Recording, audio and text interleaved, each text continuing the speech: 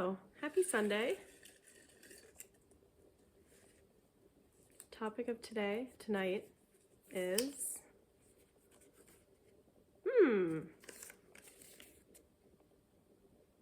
self-touch. This is one of my favorite topics of late, and because it's one of the biggest breakthroughs I've had in like taking care of myself and like providing inputs that help regulate my nervous system, I guess, to use the parlance of today. So like what I mean when I say self-touch is like it could be just like rubbing somewhere on your body, it could be like tapping, it could be like squeezing, just any kind of input that is touch based. And I got into it's like a weird thing to to talk about because it sounds so like simple, and I feel like also the connotations of like self-touch tend to be very sexual, but I started thinking about this. I think there were a few influences. So one of them was the popular Instagram account Stop Chasing Pain, where the guy who runs it, I think his name is like Perry Nicholson or something, but he talks a lot about just all of the different ways that physical manipulation of your own body can is like good for your health, essentially. So anything from like lymphatic drainage massage to like abdominal massage that sort of like massages your organs around, to I don't know, like different eye movements, different tongue exercises. Those, go from the like self-touch category a little bit more into the like exercise movement type category. Obviously these things are related, but between that account and the book called what's it called? Something about the vagus nerve. Oh my gosh, it's like across the room on the shelf. I'm just gonna grab it. I'll bring it with me. Hey. Oh no. Oh man, I just broke my owl. This. Accessing the healing power of the vagus nerve. Read that book. Get back in. Here we go. Read this book, and in it the author talks about like different kind of weird exercises that you can do to supposedly like reset your nervous system and put yourself from a like activated sympathetic state back into like rest and digest state. It's like different exercises to activate the vagus nerve. I never really had luck with any of those exercises. They could be anything from like the classic one is like putting your hands behind your head and looking to the left and then looking to the right, and you're supposed to get like one of the there are several different like signs that your nervous system is like transitioning back into a state of relaxation. One of them is like an involuntary swallow. Another is like an involuntary sigh or a yawn. And so yeah, none of those exercises ever worked for me personally, but when I started doing Perry Nicholson's Big Six lymphatic massage every day, it starts with like your collarbone area, and then it's like behind your ears, and then in your like armpit area, and then I think it's like your belly region, and then groin, and then behind the knees. I think I got that right. But I started doing that every day, and that was kind of like my gateway into just experimenting with different ways of touching my body, which again, very sexual connotation, not sexual. But I started to notice that if I was feeling tense or stressed or just bad physically or mentally in any way, if I like rub behind my ears, I will instantly like have an involuntary sigh or a yawn or both, and I will feel a great deal better. And I had kind of an interesting experience with abdominal massage because for a long time I had kind of a I didn't want to touch my belly. It's hard to explain. It was like some combination of it simultaneously not feeling good and also feeling nothing. Um, but like enough accounts, enough people that I followed talked about the benefits of abdominal massage that I kept sort of experimenting with it. And at a certain point, there was like this transition from it feeling like nothing to it feeling almost like really intense. Like, just, I'm literally talking about just like flat hand rubbing my stomach. That's it. And the like nervous system sensations that I would get just felt like very intense. Um, and I've started to notice this with like parts of my legs as well, where it's like I have to really focus on the sensation in order to keep feeling anything at all. And if I like lose focus or lose concentration, it's like the sensation will shut off. Really, really like weird, interesting phenomenon that I've just all of the years that I've lived in this body, something that I just never took note of, never really explored. But the more that I've like consistently over time in small doses, just like experienced that sensory input, the more I've noticed that these have also become very powerful points of like nervous system regulation, where if I'm feeling like really overstimulated or really hyped up or like really unwell in some way, like some belly rubs really go a surprisingly long way.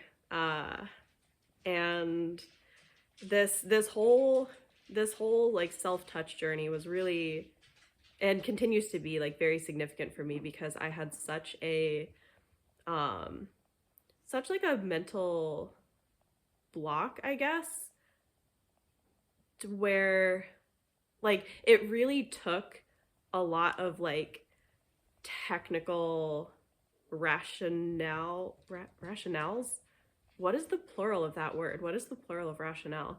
um it took a lot of like technical explanations for like the mechanistic reason that these different sensory inputs are good for your health to get me to experiment with it, because the actual experience of I feel bad and I do this thing and then I feel better was not and has never been enough for me. It's getting to the point where that is enough for me, but historically, it hasn't been. Historically, if anything, I've had more of a resistance to doing things that are kind of simple and pretty easy that make me feel better, because some part of my brain is just like, well, if it's not if it's not hard and it doesn't feel bad, then how could that possibly be good for my health? Like, how could that possibly be doing anything worthwhile?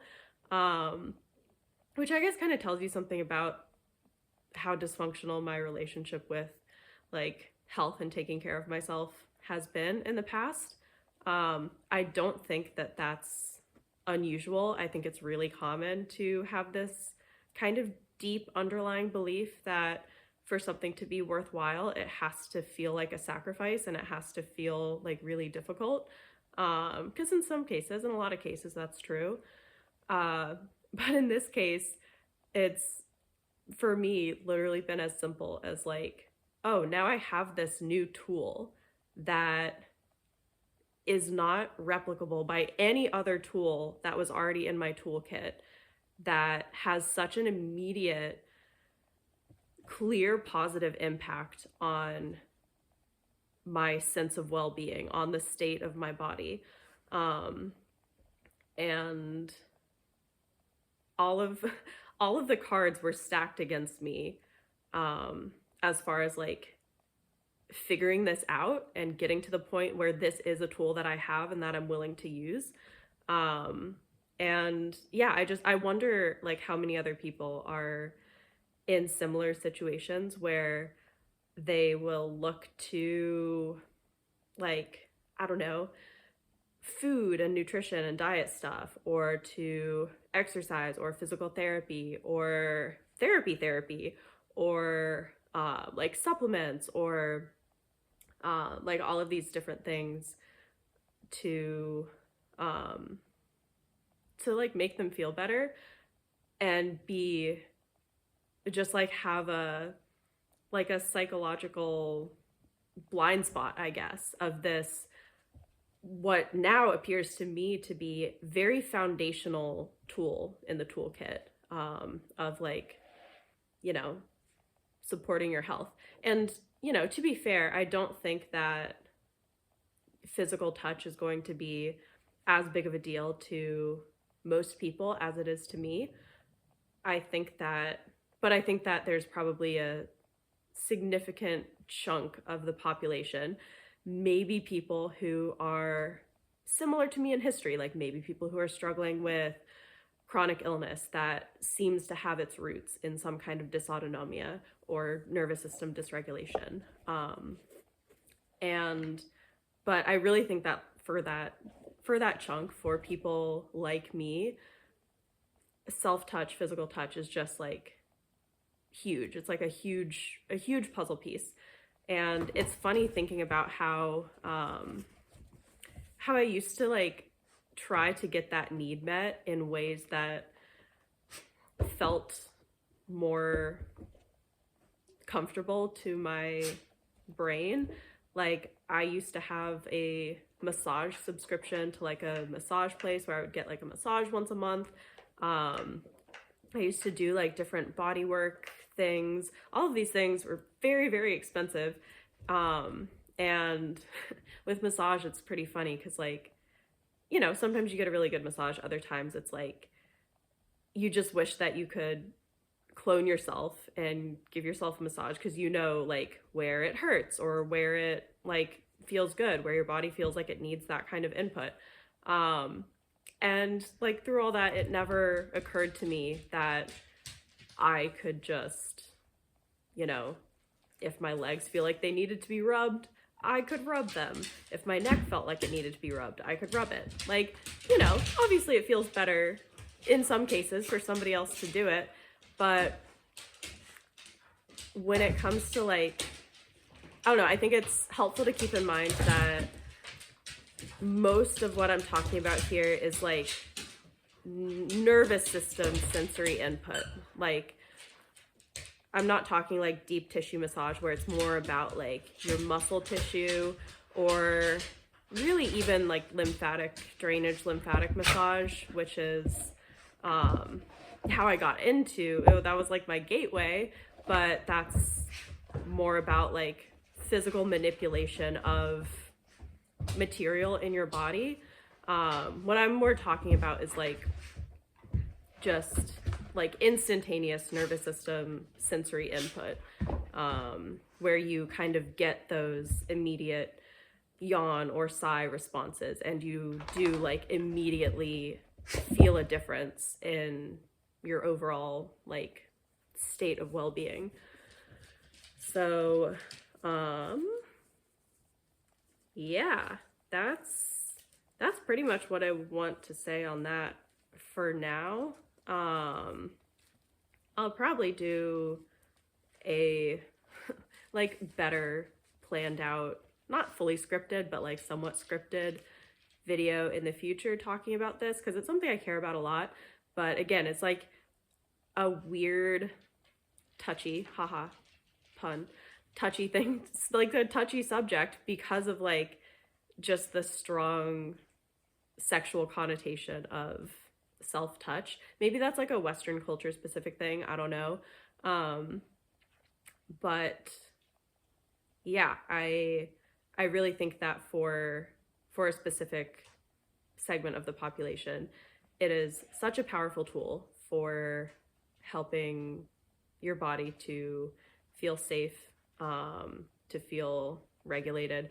I want to figure out like ways to talk about this that sort of get around a lot of the common, it's not really jargon, but just like common language used to talk about this, because I feel like the whole like nervous system regulation, somatic experiencing community on the internet like has all of these terms that they use a lot and talk about a lot. And for people who are like in there and know what those terms mean and are like on board with this being a valuable lens through which to look at and approach health, that's great. But thinking back to where I was at and, have been at for most of my struggling with health issues journey, I think my brain would have really written off those types of descriptions as BS.